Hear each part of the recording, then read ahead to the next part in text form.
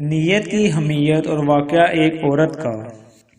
حضرت عمر بن خطاب رضی اللہ تعالیٰ عنہ منبر پر بیٹھ کر فرما رہے تھے، میں نے رسول پاک صلی اللہ علیہ وآلہ وسلم سے سنا ہے، آپ صلی اللہ علیہ وآلہ وسلم نے فرمایا تھا کہ تمام انواع کا اعتبار نیت سے ہے، اور ہر شخص کے لیے وہی چیز ہے جس کی اس نے نیت کی۔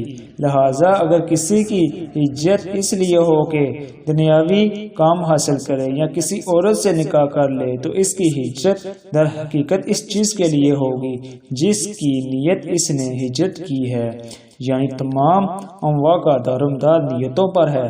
اگر نیت دنیاوی ہے تو اس پر ثواب نہیں ملے گا، اور اگر نیت دین کے لیے کسی کام کی نیت ہے تو اس کا ثواب ضرور ملے گا۔ صحیح بخاری میں ہے۔ اس واقعہ کا پس منظر یہ بیان کیا گیا ہے کہ ایک آدمی نے قیس نامی ایک عورت کو نکاح کا پیغام بھیجا۔ اس نے یہ شرط لگائی کہ ہجرت کر کے چلے آؤ تو نکاح ہو سکتا ہے۔ چنانچہ جب اس نے ہجرت کی تو اس عورت نے اس سے نکاح کر لیا۔ صحابہ کرام اس شخص کو مہاجرانہ قیس کے نام سے یاد کرتے ہیں۔